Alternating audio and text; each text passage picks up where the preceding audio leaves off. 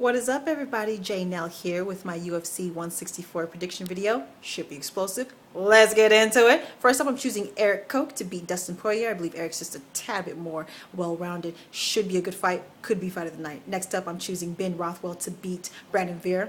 I'm choosing Chad Mendes to beat Clay Guida. Hard decision for me. These guys are really evenly matched to me, strength-wise, speed-wise, aggression-wise.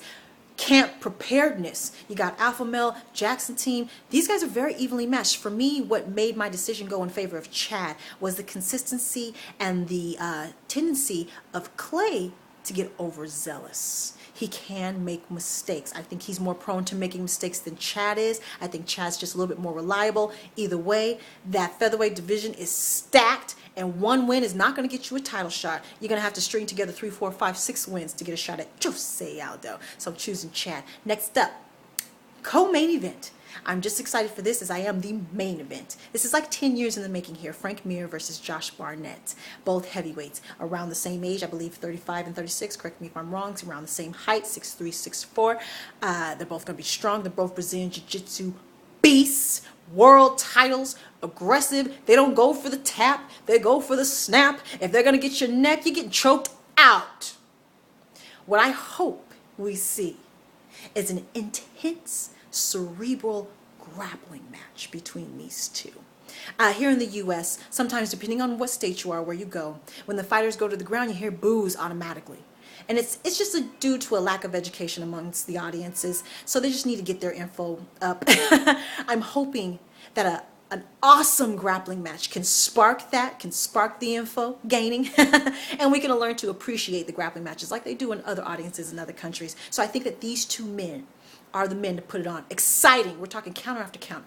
Submission attempt turned into another submission attempt, going for a submission just to improve your position, back and forth chess match. I hope we see it. I really want to see it.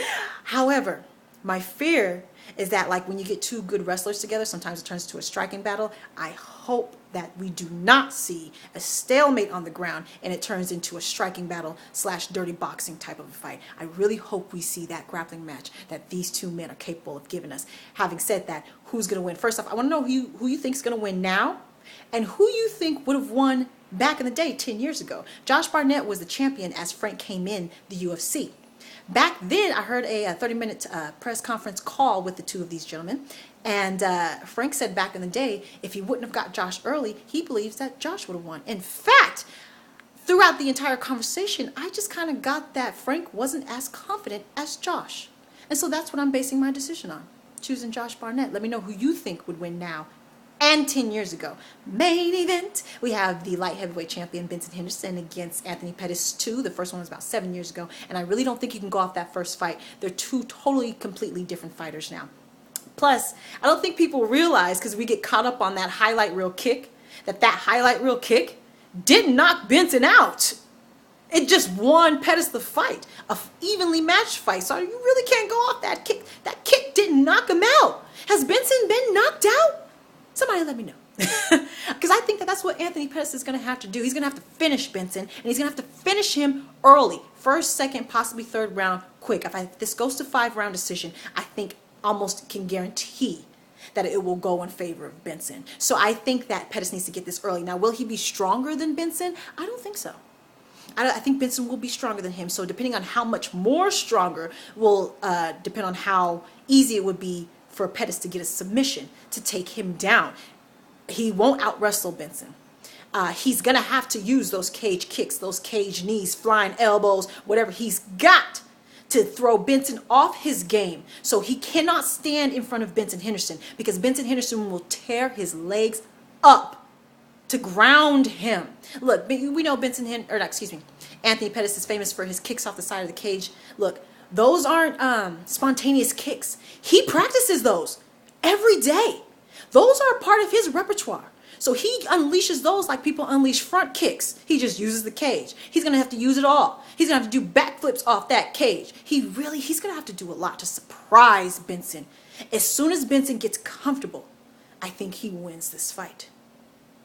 I love Anthony. I wish, he's so exciting. I hope he brings the fight to Benson and makes it so Benson can't play it safe. That's what I'm hoping. I wish Anthony had more time to prepare. He's only about 3 months off of a knee injury. He took the fight about 2 weeks after he was cleared to train, basically. So I wish he had more time, because them legs, he needs those legs. Benson is going to attack those legs.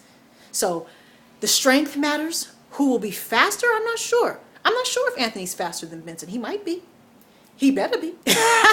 So, all right.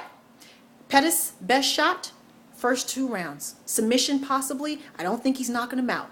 Maybe get a ref stoppage, but he might need to go for a submission here. However, I'm picking Benson. Yeah. So those are my predictions. Y'all tell me your predictions. Let me know any injury updates, any thoughts you have. Talk to me. All right, everyone. Take care and goodbye.